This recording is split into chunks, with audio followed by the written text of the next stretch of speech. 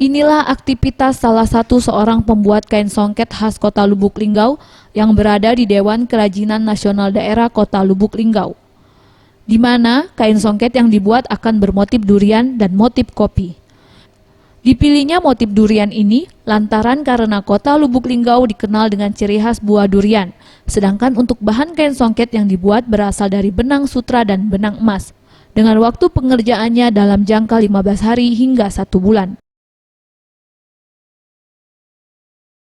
Menurut Iin Marlina yang merupakan pengrajin kain songket, mengaku pembuatan kain songket membutuhkan waktu yang lama ini disebabkan pembuatan motif durian yang terbilang baru dan harus ekstra teliti, terlebih saat proses penyambungan benang.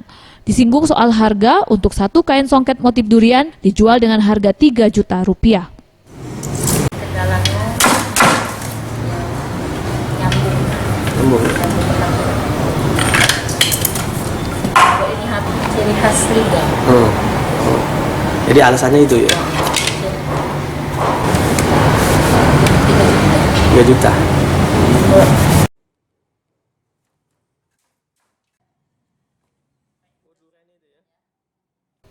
Sementara itu, meski Lubuk Linggau telah memiliki kain songket bermotif durian yang menjadi kain songket khas daerah, namun sayangnya para pembuatnya bukan berasal dari warga Lubuk Linggau, masih dilakukan oleh warga asal Palembang.